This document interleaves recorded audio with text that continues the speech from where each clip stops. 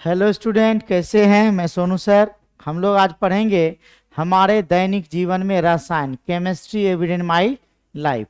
सीधा सा समझिए, बिना कोई लाग लपेटे के हमारे एक दैनिक जीवन में रसायन का क्या इम्पोर्टेंस है। तो इसमें हम लोग चैप्टर में पढ़ते हैं हमारे दैनिक जीवन से संबंधित जितने भी रसायन हैं, ठीक है, जो हमारे जीवन में कहीं ना कहीं हमको प्रभावित करते हैं, उसके बारे में पढ़ेंगे। खास करके दवाई के बारे में पढ़ेंगे और अलग अलग प्रकार का दवाई, दवाई कैसे काम करता है, दवाई का क्या बेनिफिट है, ठीक है, कौन से रोग में कौन सा मेडिसिन प्रयुक्त होगा, इन सभी के बारे में हम लोग इस चैप्टर में पढ़ते हैं। ठीक है, तो बिना लाग लपेटा के हम लोग शुरू करें हमारे दैनिक जीवन में रसायन। हमारे दैनिक जीवन में रसायन, ये ऑर्गेनिक केमिस्ट्री का लास्ट चैप्टर है। कहता है औषधि तथा उनका वर्गीकरण। औषधि क्या है सर? कहता औषध कम अनुद्रव्यमान 1000 से 500 यू की रसायन होती है।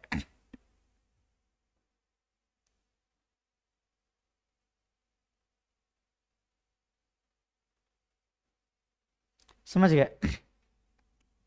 यह बृहद आणविक लक्षणों को सीधा सा समझिए कि दवाई क्या है सर, कि जो किसी भी बीमारी को टारगेट करके, लक्ष्य करके, ठीक है, उसको क्या कर दे, खत्म कर दे। ठीक है, यही हमारा क्या है, ड्रग्स का काम होता है। तो कहता है यह बृहद लक्ष्य से अनुमान्य क्रिया करके जैव प्रतिक्रिया उत्पन्न करती है। जब जैव प्रतिक्रिया चिकित्सीय, ध्यान दीजिएगा, चिकित्सीय और लाभदायक होता है, तब इस रसायन को क्या कहा जाता है? औषधि कहा जाता है, दवाई कहा जाता है। इनका उपयोग रोगों के निदान में किया जाता है। फिर कहता है नोट में याद रखिएगा कि यदि दवाई जरूरत से ज्यादा ले लिया जाए, अनुशंसित मात्रा से ज्यादा हो जाए, तो वह पॉइजनस हो जाता है, जहर हो जाता है।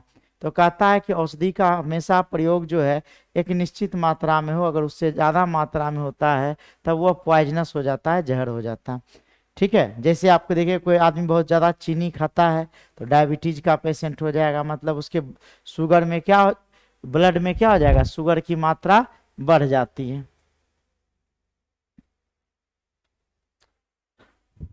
तो याद रखिएगा कि अगर ब्लड में शुगर की मात्रा ज्यादा हो गई तो उसको कहता है कि शुगर का पेशेंट हो गया। बहुत ज्यादा आंख से यूज कीजिएगा, न दिन रात मोबाइल देखते रहिएगा तो आंख थक जाएगा, चश्मा लग जाएगा। कहने का मतलब जरूरत से ज्यादा नहीं होना चाहिए। कभी कभी गुस्सा में लोग नींद का दवाई खा लेता है, बहुत ज्यादा खा लेता है। हमेशा दवाई की मात्रा जरूरत से ज्यादा होगी वो जहर हो जाए। खाना भी ज्यादा, भोज में अच्छा अच्छा भोजन मिला और नाके नाक ले लिए तो फिर भी वह क्या हो गया, जहर हो गया। दिमाग में रखना। तो वही कहता है औषधि की मात्रा अनुशंसित मात्रा से अधिक मात्रा में लिया जाए तो वह क्या हो जाता है, जहर हो जाता है। अब इसका क्या उपयोग है? ठीक है, तो कहता है रसायन का जो चिकित्सीय उपयोग होता है वह कीमोथेरेपी कहलाता है। फिर कहता है क्लासिफिकेशन ऑफ ड्रग्स, औषधि का वर्गीकरण। औषधि को भेषज गुण, यह जो है पहला है आपका भेषज गुण विज्ञानीय, मतलब प्रभाव के आधार पर। माथा दर्द कर रहा है, पेट दर्द कर रहा है, बुखार लगा हुआ है, आप एक टेबलेट लिए और खाए, आपका माथा दर्द, पेट दर्द या बुखार ठीक हो गया। इसके आधार पर हम लोग इसको देखते हैं। ठीक है, इसके बाद कहता है,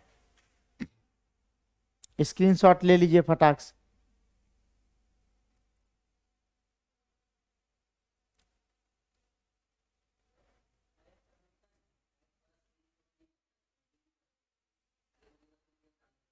अच्छा, फिर देखिए दूसरा है लक्ष्य अणुओं पर आधारित। तो बताए कि लक्ष्य अणुओं पर जो आधारित होगा,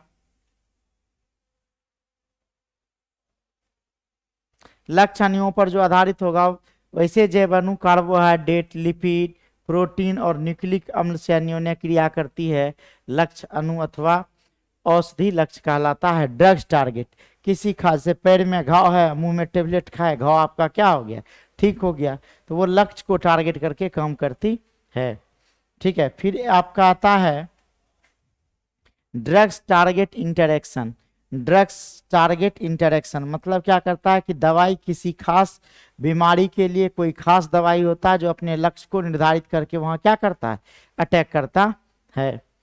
ठीक है, कहता है जैविक वृहद अणु शरीर में विभिन्न कार्य करते हैं, जैसे जैव उत्प्रेरक का कार्य करने वाले प्रोटीन इंजाइम कहलाते हैं। जो प्रोटीन शरीर की संचार व्यवस्था में निर्णायक होते हैं उसे ग्राही। देखिए याद रखिएगा कि शरीर में जो है प्रोटीन का सबसे ज़्यादा इम्पोर्टेंट रोल होता है। जैसे एक होता है क्या है कि ब्रेन को मैसेंजर मैसेज पहुंचाएगा, किसी भी प्रकार का समस्या हो तो यह ब्रेन को इन्फॉर्म करता है। जैसे देश में अलग अलग रोड है, कोई टोला का रोड है, पतला सा रोड है, फिर मोटा सा रोड है, फिर चौड़ा सा, फिर नेशनल हाईवे।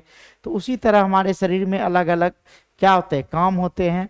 और क्या होता है कि अगर आपको पटना जाना हो और अलग अलग काम के लिए जाना हो, कोई डॉक्टर के यहाँ जा सकता है इसको बीमारी है, कोई पढ़ने जा सकता है इसको शिक्षा लेना है, कोई कोर्ट में केस लड़ने जा सकता है, अलग अलग व्यक्ति का कोई घूमने जा सकता है, अलग अलग व्यक्ति का अलग अलग टारगेट होता है। लेकिन वो हर काम टारगेट पर अपना जाएगा, लेकिन रास्ते सबके क्या होंगे, एक होंगे नहीं।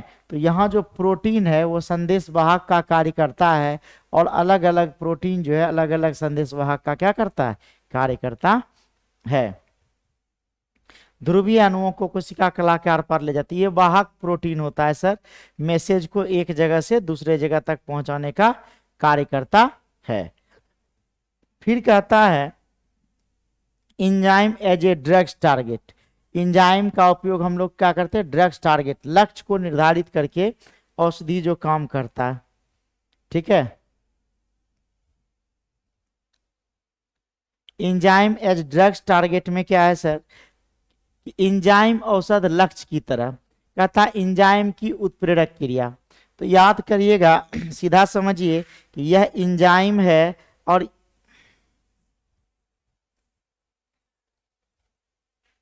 यह इंजाइम है और इसका यह एक्टिव साइट है। यह ड्रग्स है जो सबस्ट्रेट की तरह कार्य करता है। यह इंजाइम या ड्रग्स को क्या करेगा, अपने अंदर ले लेगा और धीरे धीरे रोगों को क्या कर देगा, खत्म कर देगा। सीधा समझिएगा कि घाव जहाँ है वहाँ दवाई गया, वो अपना काम करना शुरू कर दिया। वही ड्रग्स टारगेट इंटरेक्शन होता है। तो वही कहता है औषध इंजाइम की बंधनी सतह को अवरुद्ध कर सकती है और क्रियाधार के आबंधन में रुकावट डाल सकती है, अथवा इंजाइम उत्प्रेरक के कार्य में अवरोध उत्पन्न कर सकती है। ऐसे औषधि को इंजाइम इनहिबिटर कहते हैं, संदमक कहते हैं। औसत इंजाइम की सक्रिय सतह पर क्रियाधार संयोजन दो प्रकार से होता है। एक जो होता है सर डायरेक्ट बोले कि यह यहाँ जुड़ेगा, पहला जो है औसत सक्रिय सतह पर संयोजन के लिए वास्तविक क्रियाधार से स्पर्धा करती है, ऐसे औषधों को स्पर्धी संदमक कहते हैं। फिर हम लोग देखते हैं सेकेंड कि कुछ औषध ऐसे होते हैं जो कि डायरेक्ट काम करने नहीं देता। जैसे कि घाव है और यहाँ दवाई डाले ठीक हो गया, लेकिन कभी कभी क्या होता है कि घाव है दवाई डाल रहे हैं ठीक नहीं हो रहा, मतलब डायरेक्ट नहीं हो रहा रिएक्शन। तो क्या होगा कि पीछे से अटैक करेगा और धीरे धीरे धीरे धीरे घाव को क्या कर देगा, भर देगा। तो इसको कहते हैं एलोस्टेरिक साइट, जहाँ पीछे से भरता है। कि यह मान लिया जाए यहाँ बीमारी था, एक्टिव साइट था, यह इंजाइम है, यहाँ दवाई डालने पर काम नहीं हो रहा, तो यह पीछे से एलोस्टेरिक साइट में इनहिबिटर को क्या किया जाता है, डाल दिया जाता है। और जैसे इनहिबिटर जाता धीरे धीरे धीरे धीरे ये बीमारी बढ़ने लगता है, बढ़ते बढ़ते बढ़ते बढ़ते क्या हो जाता है, पूरा भर जाता है, ठीक हो जाता है। फिर देखिए नेक्स्ट,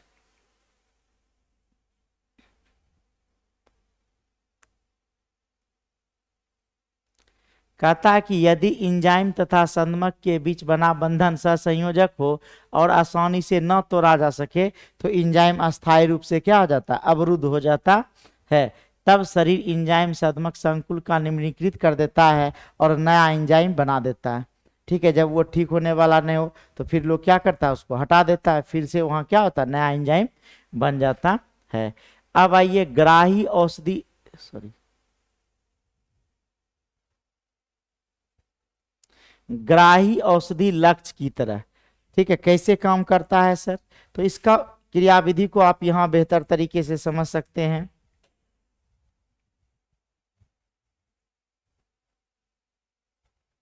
इसको समझ सकते हैं कि यह कोशिका कला है सर, सेल है, ये बंधनी सतह है और कोशिका कला की सतह है, बाहरी सतह, यह रासायनिक आदेश वाहक है सर। ठीक है, कहता है ग्राही रासायनिक संवाहक ग्रहण करते हुए, ठीक है, फिर रासायनिक संदेश वाहक क्या करता है कि यह मैसेंजर को क्या करता है, भेज देता है जहां उसको पहुंचाना है। संदेश वाहक के संयोजन से ग्राही का आकार परिवर्तित हो जाता है। फिर यह जैसे इसको मैसेज देता है, यह क्या करता है, हट जाता है संदेश वाहक के निकलने के बाद ग्राही का पहले। मतलब सीधा समझिए, प्रोटीन संचार व्यवस्था में निर्णायक भूमिका निभाता है कि आपको डॉक्टर के यहाँ जाना है, डॉक्टर के यहाँ पहुंचा दिया, आपको मास्टर के यहाँ जाना है, मास्टर के यहाँ पहुंचा दिया, आप जो लक्ष्य लिए आपको वहां तक पहुंचा दिया। फिर गाड़ी क्या करेगा, आपको उतारेगा, फिर दूसरे को ढूंढने के लिए चला जाएगा। ठीक है, तो अलग अलग कामों के लिए अलग अलग प्रोटीन होता है और हर प्रोटीन का अपना काम होता है जो ईमानदारी से वो क्या करता है, करता है। अब कहता है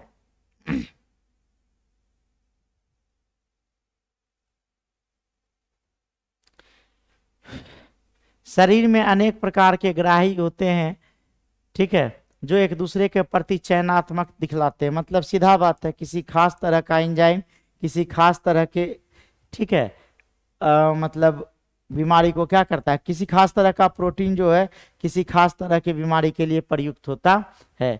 यही कहता है कि जो औसत ग्राही की सतह पर आबंधित होकर इसके प्राकृतिक कार्यों में अवरोध उत्पन्न करती है उसे विरोधी कहते हैं, अंग्रेजी में बोलते हैं एग्वानाइड्स कहलाता है। ये संदेश को अवरुद्ध करने के लिए लाभकारी होता है और वे औषधि जो प्राकृतिक संदेश वाहक की नकल करके ग्राही को क्या कर देता है, सक्रिय कर देता है, उसे एगोनिस्ट कहते हैं। और ये प्राकृतिक संदेश वाहक की कमी होने पर लाभदायक होता है। जैसे किसी को पैरालाइसिस मार दिया, लकवा मार दिया, अब उस शरीर में क्या हो जाएगा, वहां अपना कोई भी मैसेज भेजिएगा तो जाएगा नहीं, तब उस स्थिति में ये क्या करता है, अपना भूमिका निभाता है। अब सबसे जो आपको याद रखना है और खास बात है सर, अब आइए कैसे दवाई काम करता है। यहाँ औषधि के चिकित्सीय प्रभाव, थेरेपी एक्शन ऑफ ड्रग्स, क्या दवाई का प्रभाव होता है। तो सबसे पहला इसमें हम लोग देखते हैं एंटा एसिड, प्रति अम्ल। कहता वे रसायन जिसका उपयोग जो होता है अमाशय की अम्लता को कम करने के लिए किया जाता है, प्रति अम्ल कहलाता है। मतलब किसी का भोज है न, जम के रसगुल्ला खिला रहा है, एकदम दे रहे हैं दे रहे हैं दे रहे हैं, नाक से ऊपर दे दिए, या पुलाव तड़का बहुत अच्छा लगा, जम के ठूस लिए न, पेट अपना है, भोजन किसी के बाप का और देने में कमी नहीं करते हैं। अब खूब खा लिए तो क्या होगा, अब उसको जो पचने के लिए प्रोसेसिंग करने के लिए जगह नहीं बचता, ठीक है, तो क्या हो जाएगा, आपके शरीर में अम्लता बढ़ जाएगी। या कभी कभी आदमी भूखा रह जाए लंबे समय तक, तब उसके शरीर में क्या होता है, अम्लता क्या होता है, बढ़ जाता है। तब कहिएगा इनो खाएंगे, गर्म पानी पिएंगे, या भी जो भी आपके नज़र में आएगा कीजिएगा। तो कहता है अमाशय में अत्यधिक जठर रस HCl से आ जाते हैं, जिसे अम्लपित्त कहते हैं, एसिडिटी कहते हैं। और अगर कहता है अम्लता को कम किया जाए तो आप क्षारीयता को बाहर से लीजिए, और क्षारीयता को लेने के बाद अगर pH का स्तर अमाशय में गिर जाए तो पेट में अल्सर बनने लगता है जो प्राणघातक होता है। ठीक है, अल्सर मतलब ट्यूमर जैसा बन जाएगा, उसको काट के ही निकालना है, घाव जैसा हो जाएगा, काट के ही निकालना एकमात्र उपाय था। कहता है कि यह जो प्रति अम्ल पहले दिया जाता था, अगर इसकी मात्रा शरीर में ज्यादा हो तो जितना अम्ल होगा उतना क्षारकता बढ़ते जाएगा, जितना क्षारकता होगा उतना अम्लता बढ़ते जाएगा, तो शरीर में क्या होगा, और ज्यादा नुकसान होना शुरू हो जाएगा। तो पहले जो है कहता जो प्राणघातक होता था प्रति अम्ल वे लवण होते जिसकी प्रकृति क्षारीय होती, जैसे magnesium carbonate, aluminium hydroxide, sodium hydrogen carbonate. Sodium hydrogen carbonate के अधिक प्रयोग से क्षारीयता बढ़ जाती थी। अम्लता कारण खत्म करने के लिए जो है जैसे क्षार डाला था, धीरे धीरे क्षारीयता क्या हो जाती, बढ़ जाती है, और जितना क्षार बढ़ेगा उतना अम्ल का सिक्रेशन हो जाएगा। ठीक है, अतः इसके स्थान पर अब सिमेटिडिन औषधि प्रयुक्त किया जाता है और रेंटिडिन औषधि प्रयुक्त किया जाता है। वर्तमान में ओमेप्रेजोल, लेंसोप्रेजोल का उपयोग किया जाता है। याद रखिएगा, महिलाएं सब 12 बजे खाना खाती है, ज्यादातर अम्ल बनने का शिकायत होता है महिलाओं में। सबसे ज्यादा अम्ल का स्राव जो होता है वह खाली पेट में होता है। ठीक है, आप सुबह 8 बजे तक 9 बजे तक खाना खाइए, कभी जीवन में बीमार नहीं पड़ेगा, कभी कोई एसिडिटी, कभी कोई तरह का प्रॉब्लम ही नहीं होगा, क्योंकि सुबह सुबह जो है लार जो है काफी तेजी से वह उसको क्या करता है, पचाता है। अब कुछ मिलेगा नहीं, पेट खाली है, तो वह क्या करेगा, आंत में ही अपना सिक्रेशन क्या कर देता है, शुरू कर देता है।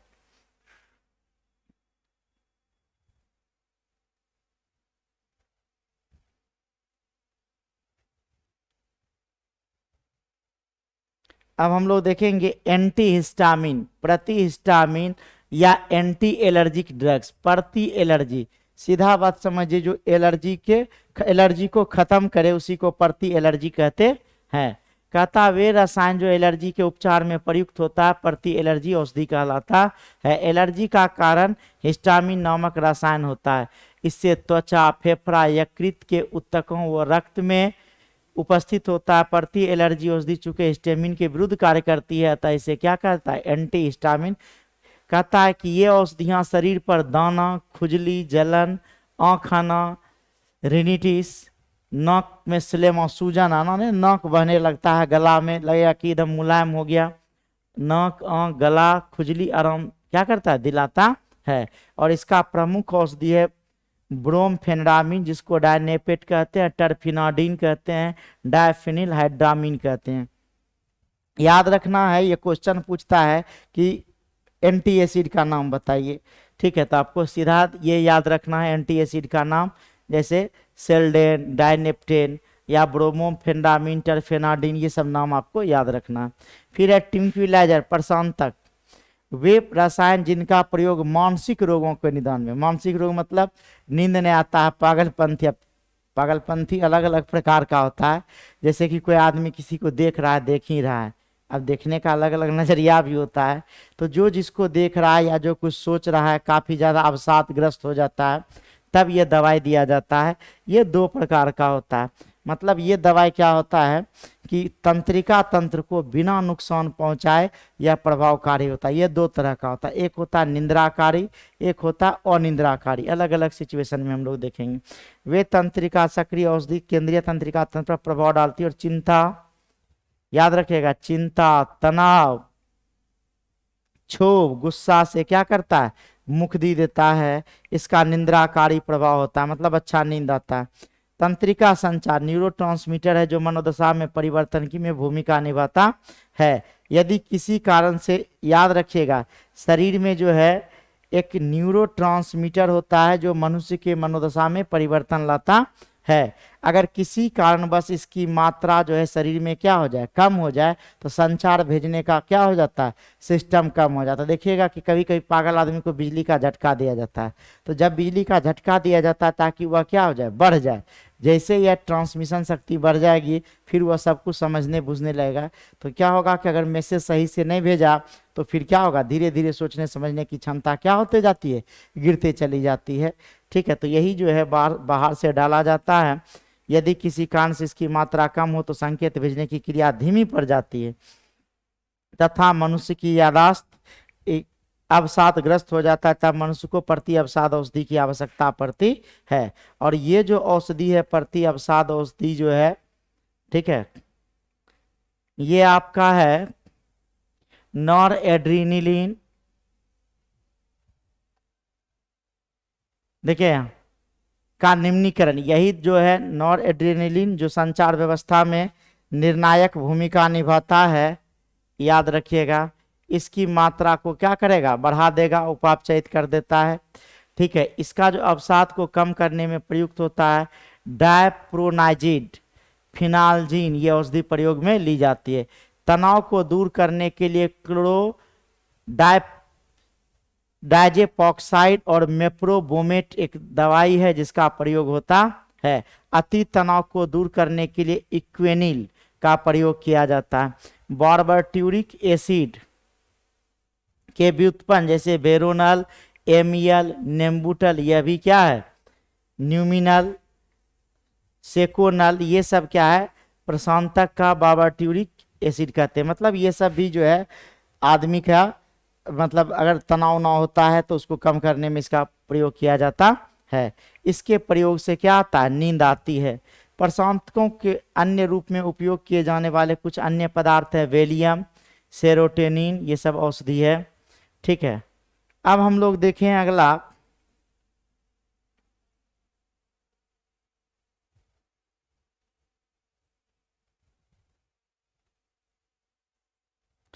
पीड़ाहारी।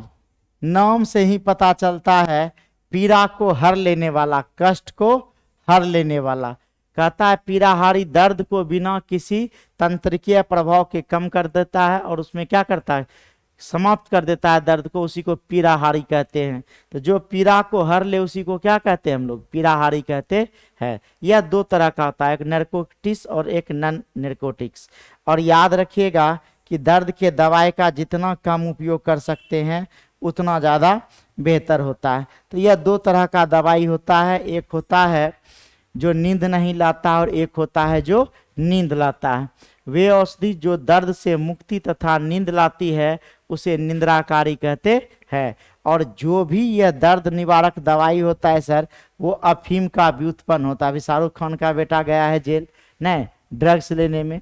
तो ड्रग्स का मतलब वो ड्रग्स नहीं समझना है, ड्रग्स का मतलब औषधि होता है। और कोई भी दर्दनाशक जो औषधि बनता है, हेरोइन, कोडीन, मॉर्फिन, ये सब से मिलके बना होता है। तो देखिए यहाँ जो नींद नहीं लाए तो सिंपल यूज माथा दर्द में करेंगे, पेट दर्द में, जो भी दर्द में बाहर से कि काम भी दिन भर कर रहे हैं उसमें हम लोग इसका उपयोग करते हैं।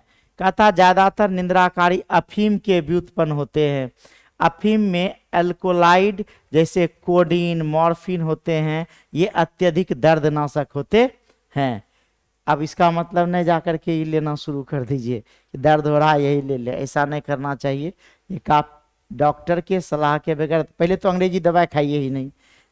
अगर किसी कारण बस खाने का मजबूरी पड़े तो सोच समझ के खाइए, और थोड़ा राहत हो जाए तो फिर इसको बंद कर दीजिए। दुनिया का सबसे बेहतर दवाई जो है सर वो नेचुरोपैथी है। कि सब सिस्टम में परहेज रखिए, कभी डॉक्टर के यहाँ जाने का जरूरत नहीं पड़ेगा। इसके बाद का जो दवाई आता है वो आयुर्वेद, जड़ी बूटी से ने दादी दादा वाला जो उपचार होता है वो कर लीजिए। उससे भी नहीं होता है तब होम्योपैथ लीजिए। और आपातकाल में जैसे एक्सीडेंट कर गया, अब तो उसको होम्योपैथ से इलाज तो तुरंत होगा नहीं, तब उसके लिए जो है अंग्रेजी दवाई है, ठीक है। या बहुत परेशान है किसी चीज़ से, तब जैसे प्रभाव कम जाए तुरंत दवाई को बदल दीजिए, क्योंकि अंग्रेजी दवाई कभी बीमारी को समाप्त नहीं करता है, यह सिर्फ उसके प्रभाव को कम करता है।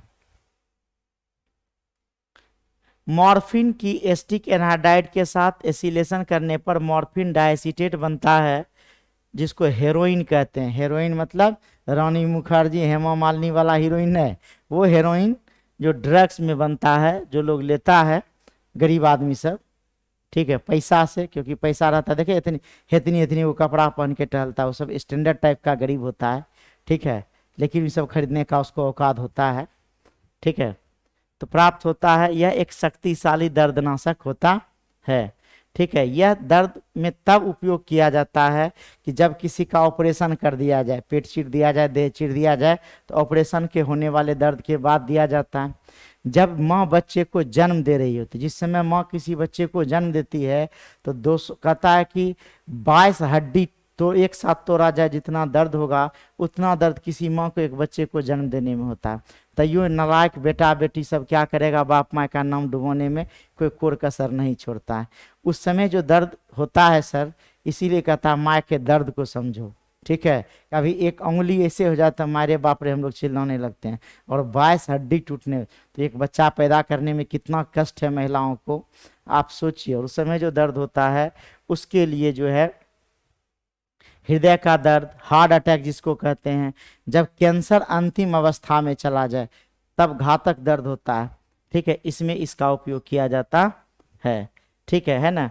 कैंसर का दर्द, प्रसव पीड़ा इत्यादि दर्द में आराम के लिए प्रयोग किया जाता है। और ये जो होता है सर, इस औषधि के लगातार सेवन से मनुष्य इसका क्या होता है, आदी हो जाता है, मतलब लत लग जाता है, जिसको व्यसन कहते हैं। अब हो गया ये निंद्राकारी, कि नींद लाएगा, ठीक है, और आदमी को सुला देगा, और ऐसे आदमी को सोना भी चाहिए, जागते रहने से और कोई फायदा है नहीं। एक होता है अनिंद्राकारी।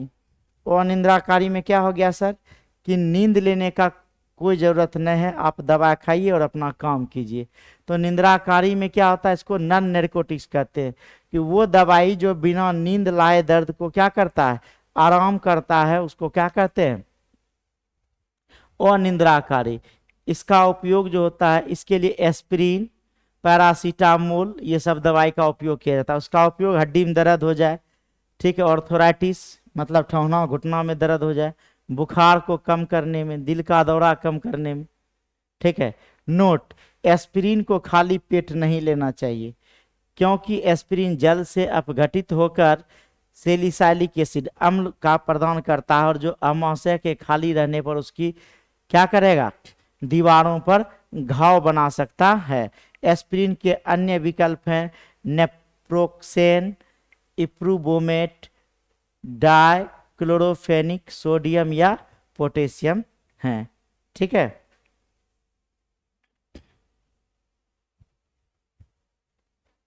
अब है सर आपका एंटीबायोटिक्स। एंटीबायोटिक्स मतलब प्रतिजैविक। प्रतिजैविक औषधि मानव और जीवों के लिए कम विषैला होने के कारण संक्रमण में उपचार के लिए प्रयुक्त होता है। ठीक है, प्रतिजैविक कम सांद्रता में सूक्ष्म जीवों के उपापचयी प्रक्रमों में अवरोध उत्पन्न करता है या उसकी वृद्धि को क्या करता है, रोकता है या उसको विनाश कर देता है। ठीक है, सिफिलिस के इलाज के लिए पॉल एलिस ने आर्सफेनेमिन औषधि बनाई जिसे सेल्वरसेन के नाम से जाना जाता था, और 1932 में एर्लिस ने प्रोन्टेसिल बनाई जिसे सेल्वरसेन जैसा कहा गया, और बॉडी में प्रोन्टेसिल एक यौगिक सल्फेनिल एमाइड में बदल जाता है जो वास्तविक अब क्या है, असरकारक यौगिक होता है। ऐसी एक यौगिक सल्फापिरिडीन बनाया गया, ठीक है, खोजा गया। एंटीबायोटिक सूक्ष्म जीवों पर नाशक अथवा निरोधक प्रभाव होता है, मतलब या तो क्या करता है, सूक्ष्म जीवों को नष्ट कर देगा या उसके प्रभाव को क्या कर देता है, कम कर देता है। जीवाणुनाशी, जो जीवाणु का नाश कर दे, पेनिसिलिन, एमिनो ग्लाइकोसाइड, ऑफ्लोक्सासिन। ठीक है, जीवाणु निरोधी, उसके रोकता है, एरिथ्रोमाइसिन टेट्रा साइक्लिन, क्लोरोमफेनिकॉल। ठीक है, फिर देखिए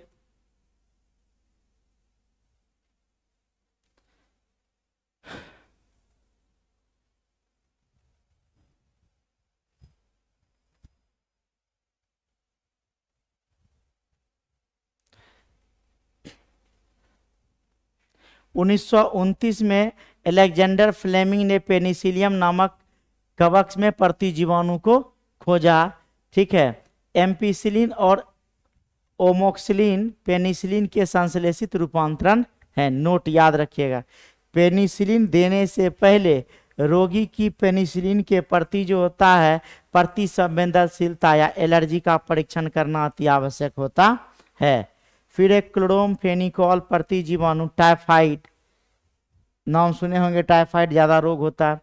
पेचिस तीव्र ज्वर, कुछ मूत्र रुगर संक्रमण, ठीक है, निमोनिजाइटिस तथा निमोनिया जैसे रोगों में खिलाया जाता है, इसका उपयोग किया जाता है। फिर बेंकोमाइसिन और ऑफ्लोक्सासिन अन्य प्रतिजीवाणु है। उसी तरह डिसिडेजरिन प्रतिजीवाणु को कैंसर कोशिकाओं में भी कुछ प्रभेदों में क्या देखा गया, बेहतर पाया गया और नॉन टॉक्सिक माना गया, जहरीला। उसके बाद एंटीसेप्टिक एंड डिसइंफेक्टेंट्स, पुत्तिरोधी और रोगाणुनाशी, जैसे डिटॉल हो गया, सेवलॉन हो गया, ये सब पुत्तिरोधी का काम करता है।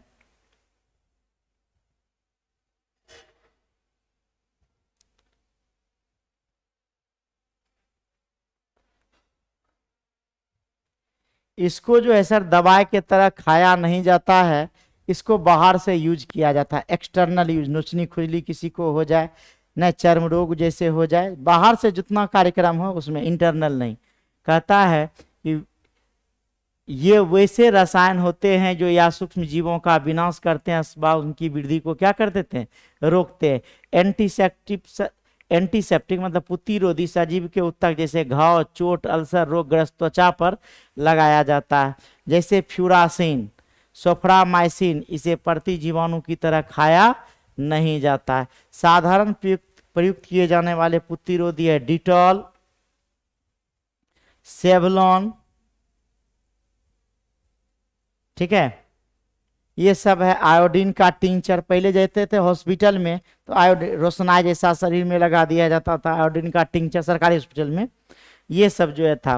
रोगाणुनाशी का प्रयोग निर्जीव वस्तु से फर्श, नाली यंत्रों की सफाई में किया जाता है, नाली में जो डाल देता है फिनाइल, ये है sir phenol, methyl phenol, hydrogen peroxide, chlorine, SO2, bleaching powder, ये सब है।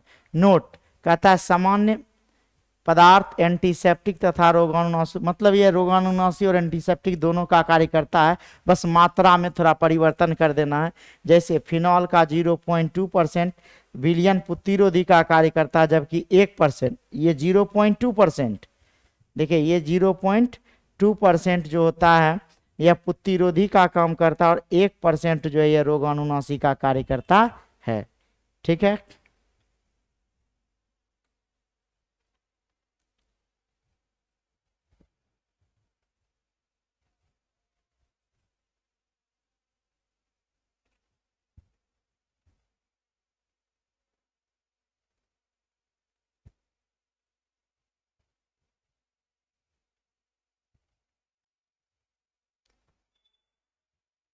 इसके अलावे है एंटी फर्टिलिटी ड्रग्स। ठीक है, एंटी फर्टिलिटी ड्रग्स किसको कहते हैं? ठीक है, ये प्रतिरोधी हो गया।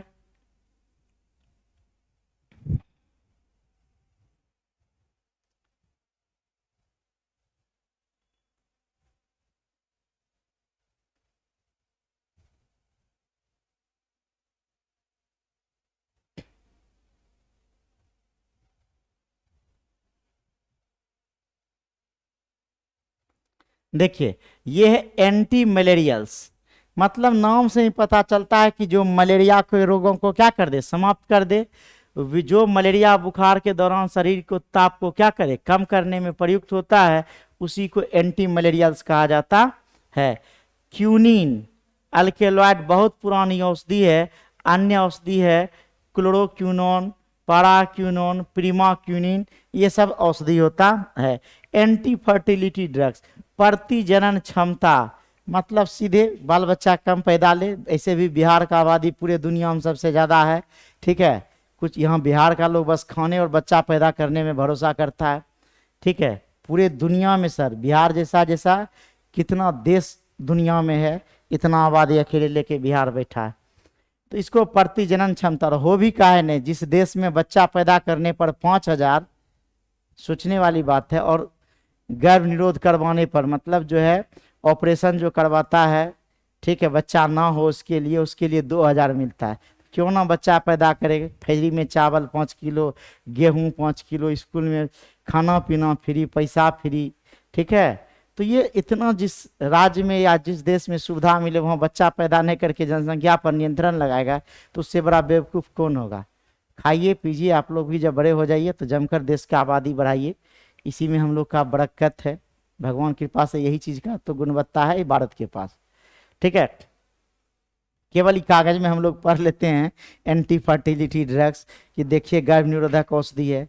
जनरली ये सब दवाई खाना नहीं चाहिए।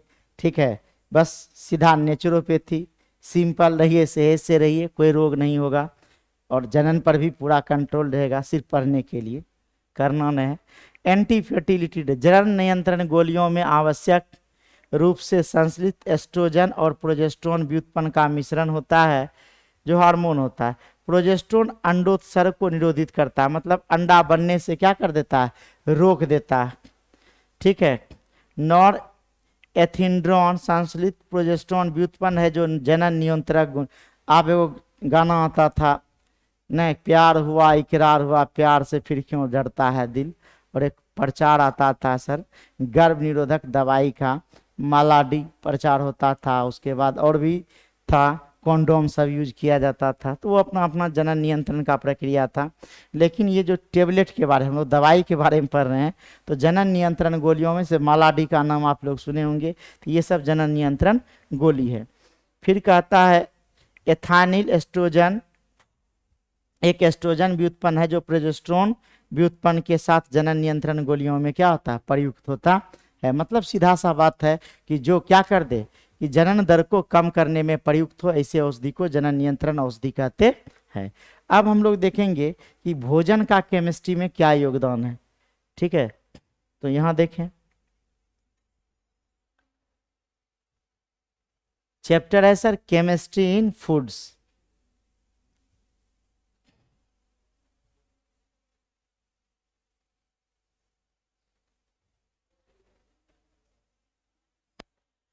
केमिस्ट्री इन फूड्स मतलब भोजन में रसायन, अब कहिएगा सर ये क्या बेवकूफला बात बोल रहे हैं, भोजन में कभी रसायन होता है सर?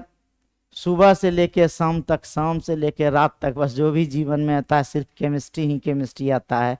कभी सुने हैं कि हम लड़के की हिस्ट्री अच्छी तरह से जानते? नहीं, केमिस्ट्री अच्छी तरह से जानते हैं। सुबह पानी से धोते हैं, वह भी केमिकल है। हाथ साबुन से साफ करते हैं, वह भी केमिकल है। दांत साफ करते हैं पेस्ट से, वह भी केमिकल है। बाल में शैम्पू लगाते हैं, वह भी केमिकल है। नहाने के बाद तेल लगाते हैं, वो भी केमिकल है सर। खाना खाते हैं, वो भी केमिकल है। कपड़ा पहनते हैं, वो भी केमिकल है। ठीक है, each and everything is chemical. ठीक है, वो चारों ओर हम केमिकल से घिरे हुए हैं, इसीलिए दिमाग में भी रोज रिएक्शन होते रहता है। तो ध्यान दीजिएगा सर, इसमें हम लोग कृत्रिम मधुरक पहले देखते हैं। आर्टिफिशियल स्वीटनेस मतलब प्राकृतिक मधुरक जैसे सुक्रोज, चीनी जो होता है ये कैलोरी को बढ़ाता है। कर कुटुम आ जाता था तो हम लोग उसको क्या करते थे, शरबत बना के पिलाते थे।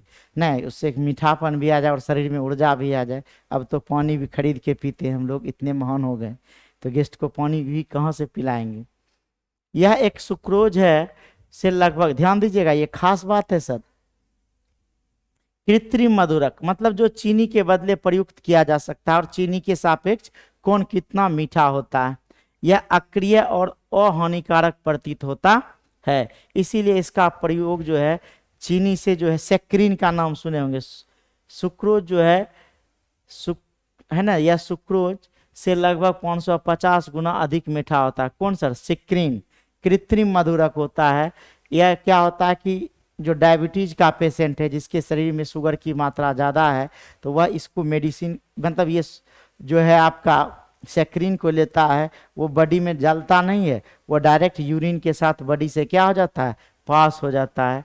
ठीक है, उत्सर्जित होता है। यह अक्रिय और अहानिकारक प्रयुक्त होता है, इसलिए इसका उपयोग मधुमेह का रोगी करता है। मधुमेह भाई डायबिटीज का जो पेशेंट है। कृत्रिम मधुरक क्या है सर? एस्पार्टेम यह चीनी से 100 गुना मीठा होता है। सेक्रीन चीनी से 550 गुना मीठा होता है। सुक्रूलोज 600 गुना मीठा होता है। एलिटेम 2000 गुना मीठा होता है। ये सीधा गला में जाएगा, गला बंद हो जाएगा। और ज़्यादा मीठा नहीं खाना चाहिए, ऐसा हम कह रहे हैं, हम ही बहुत खाते हैं। ठीक है, ज़्यादा मीठा खाने से गला क्या हो जाता है, खराब हो जाता है। कि ये मिले तो सही सर, खराब तो बाद में होगा। अब कहता है एस्पार्टेम सबसे अधिक सफल और व्यापक रूप से प्रयोग में आया जाता है। यह कृत्रिम, यह सुक्रोज के मुकाबले 100 गुना ज्यादा मीठा होता है।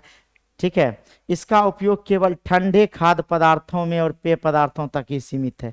मतलब इसको अगर गर्म किया जाएगा तो ये सब निकल जाएगा, उड़ जाएगा। ठीक है, कहता है क्योंकि यह खाना पकाने के ताप पर क्या हो जाता है, वो अस्थायी हो जाता है। फिर है एलिटेम। एलिटेम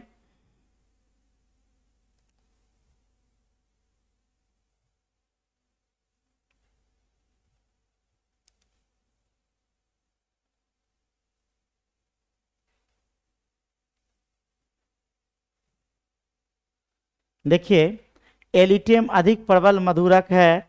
इसका प्रयोग करते समय मिठास को नियंत्रित करना क्या होता है, कठिन होता है। सुक्रूलोज सुक्रोज की ट्राइक्लोरोव्युत्पन्न, इसका रंग रूप और स्वाद भी चीनी जैसा होता है। यह खाना पकाने के ताप पर क्या होता है, स्थायी होता है। यह कैलोरी नहीं देता है।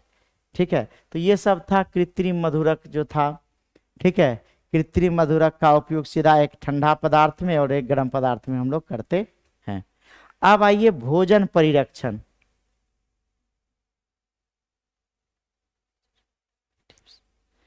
फूड प्रिजर्वेटिव्स, भोजन परिरक्षण मतलब भोजन मतलब खाने पीने वाला चीज को कैसे हम लोग सुरक्षित रखते हैं, उसी को क्या कहते हैं, भोजन परिरक्षण। जैसे कहता अनेक रासायनिक पदार्थ जो भोज्य पदार्थों को लंबे समय तक जीवाणु, कवक, विषाणु से सुरक्षित रखने में प्रयुक्त होता है, उसी को क्या कहते हैं, भोजन परिरक्षक कहते हैं। इसका मुख्य उपयोग दूध, पनीर, अचार, मुरब्बा, शरबत, चटनी को सुरक्षित रखने में किया जाता है। कभी कभी आप पानी से भीगे हुए हाथ से अचार को छुए, मम्मी क्या कर रहा है, नहीं क्यों, क्योंकि अचार में फफूंदी पड़ जाएगा, खराब हो जाएगा।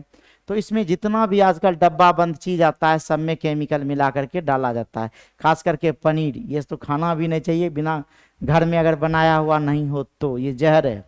ठीक है, अब देखिए कुछ है सिरका, वेनिगर, एसिटिक एसिड, जामुन का सिरका मतलब रस, एसिटिक एसिड कि कुछ बूंदे अचार में डालने पर महीनों तक वह फफूंदी, कवक और जीवाणु से क्या रहता है, सुरक्षित रहता है। फिर देखिए यहाँ अगला है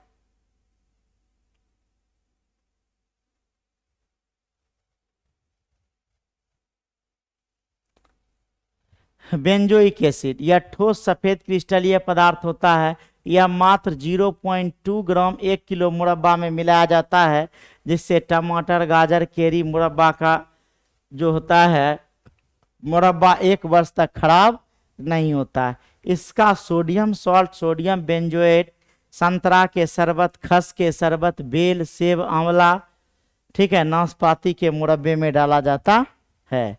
ठीक है, अब है साइट्रिक एसिड या सोडियम स्ट्रिएट। यह ठोस सफेद क्रिस्टलीय पदार्थ होता है। इसका मुख्य स्रोत नींबू, खट्टा, सिट्रा होता है। अब इसका उपयोग क्या होता है, इसका अल्प मात्रा पकाते समय क्या होता है, बिस्किट उद्योग में, ब्रेड में, बेकरी में, चॉकलेट बनाने में जो है किया जाता है, जिससे लंबे समय तक जीवाणु से यह क्या रहता है, सुरक्षित रहता है। फिर है टॉर्टेरिक एसिड या सोडियम टॉर्टरेट। इसका मुख्य प्राकृतिक स्रोत कराकर, ठीक है, इसका नाम है अर्गोल, इमली की चटनी, ठीक है, जलीय विलयन में कार्य करता है, जिससे सेब, अंगूर, आम, चीकू इत्यादि में डालकर कई दिनों तक जीवाणु, कवक से क्या किया जाता है, सुरक्षित रखा जा सकता है। ठीक है, फिर आता है आपका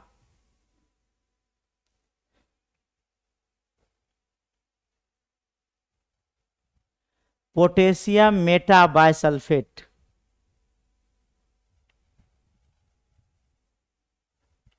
पोटेशियम मेटाबाइसल्फेट, ठीक है, यह 7 से 0.8 pH पर कार्य करता है।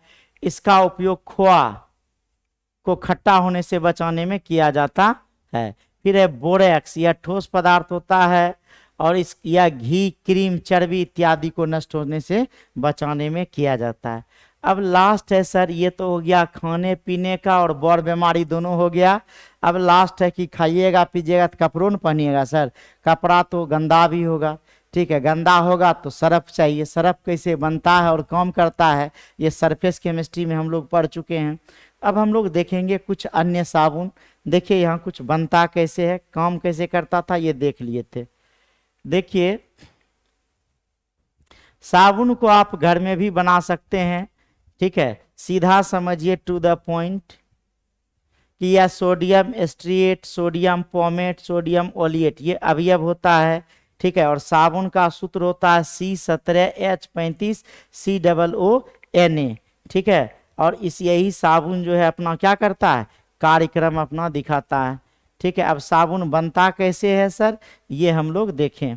तो साबुन को बनाना साबुनीकरण कहलाता है और यह बहुत आसान है।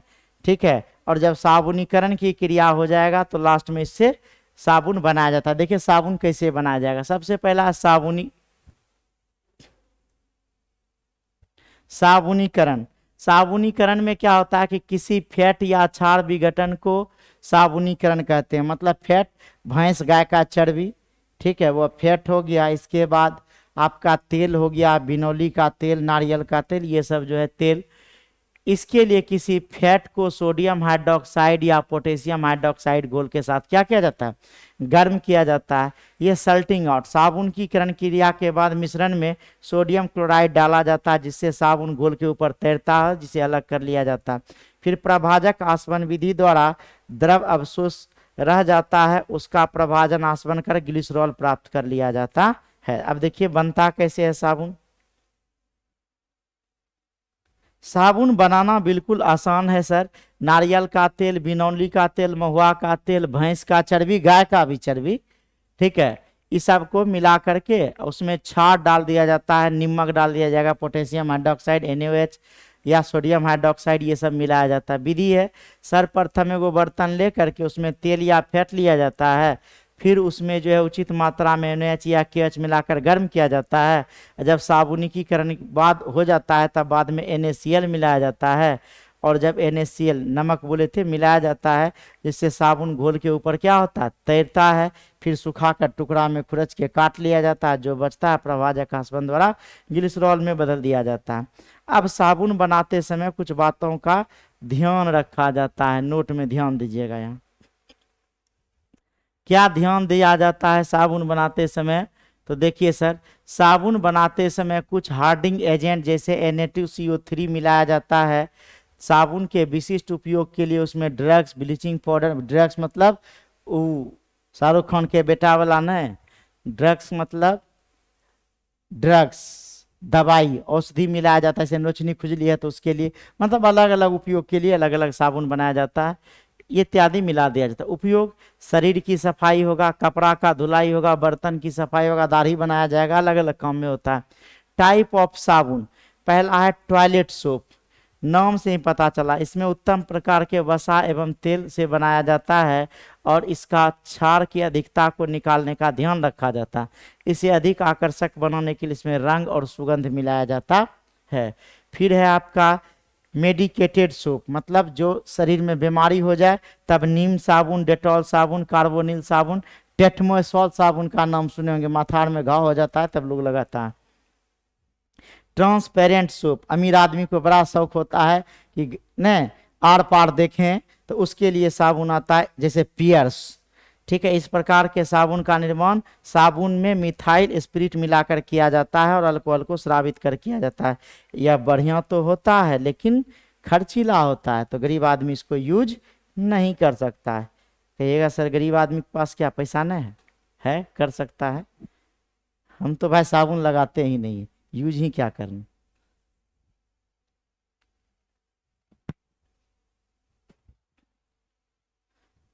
चलिए अब हम लोग बात कर लें लास्टली सेविंग सोप, मतलब बाल दाढ़ी बनाया जाता है, ज्यादा फेन उत्पन्न करने वाला सोप जो होगा सेविंग सोप होगा। इसमें है नारियल तेल मिला दिया जाता है, लाड तेल, काठ तेल, ग्लिसरॉल मिला दिया जाता है। जल में तैरने वाला, यह अमीर आदमी का साबुन होता है। इसमें क्या करता है, साबुन बनाने के वक्त बाहर से जो है छोटा छोटा जो है हवा का गोला क्या किया जाता है, विस्पंदित किया जाता है और इसको साबुन को छीलन बनाने के लिए पिघले हुए साबुन की परत पर ठंडे सिलेंडर पर चढ़ाकर टुकड़ों में खुरच लिया जाता है। इससे जो होता है साबुन हल्का हो जाता है हवा घुसने के साथ और पानी पर तैरते रहता है। साबुन नहाने के लिए यूज होता है, तैराने के लिए नहीं, ठीक है। अब आइए एक क्वेश्चन पूछेगा आपको, साबुन कठोर जल में कार्य नहीं करता है क्यों?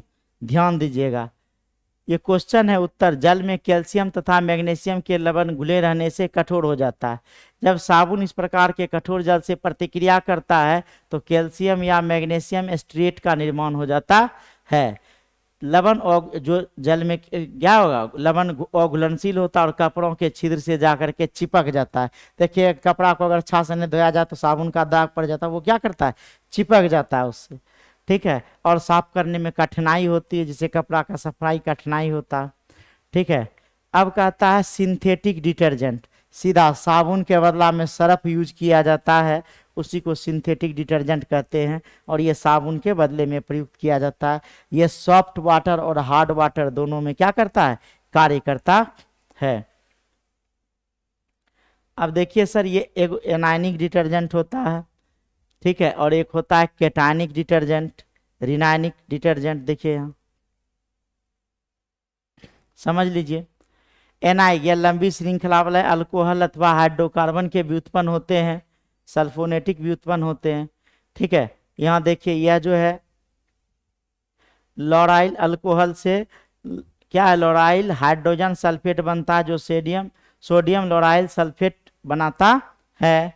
इसी प्रकार से अल्काइल बेंजाइट सल्फोनेट, अल्काइल बेंजोनेट सल्फोनिक एसिड को, मतलब सेम दोनों बनाता है। रिनाइनी अपमार्जक में अणु का रिनाइनी भाग शोधन क्रिया में भाग लेता है। यह अधिकतर घरेलू उपयोग में आता है। केटायनिक डिटर्जेंट, देखिए केटायनिक डिटर्जेंट, केटायनिक डिटर्जेंट क्या होता है सर, धनायनिक अपमार्जक। ये अपमार्जक एमिनो एसिड, क्लोराइड, ब्रोमाइड, रिनायन के साथ बने टेट्रा हेडल सॉल्ट होते हैं, इसकी धनायनी भाग में लंबी हाइड्रोकार्बन श्रृंखला होती है। कुछ नहीं यार, बस सब देख लो, नॉन आयनिक डिटर्जेंट। ठीक है, ऐसे अपमार्जक एस्टेरिक एसिड तथा पॉलीइथिलीन ग्लाइकॉल की अभिक्रिया से बनता है। इस प्रकार के डिटर्जेंट का उपयोग बर्तन धोने में किया जाता है। ठीक है, सिंथेटिक डिटर्जेंट साबुन की अपेक्षा लाभ, ध्यान दीजिएगा क्या लाभ है। तो सिंथेटिक डिटर्जेंट का साबुनीकरण क्रिया का लाभ क्या है, इसे खारे जल में भी प्रयोग कर सकते हैं, यह अम्लीय जल में भी प्रयोग किया जा सकता है, यह पानी में ज़्यादा घुलनशील होता है जो साबुन से ज़्यादा झाग देता है, यह साबुन की तुलना में ज़्यादा क्या करता है, कपड़ा धोने का कार्य करता है। इसके साथ ही आपका ये सरफेस हमारे दैनिक जीवन में रसायन चैप्टर क्या होता है, समाप्त होता है। और कुछ है नहीं, लेकिन आपको याद रखना क्या है सर, इसमें दवाई का नाम सबसे इम्पोर्टेंट है, और क्वेश्चन इससे ऑब्जेक्टिव टाइप का और 2 नंबर टाइप का क्वेश्चन इससे क्या करता है, पूछता है। तो ये आपको गांठ बांध लेना है और दिमाग में बात को बैठा के रख लेना है। चलिए, थैंक यू।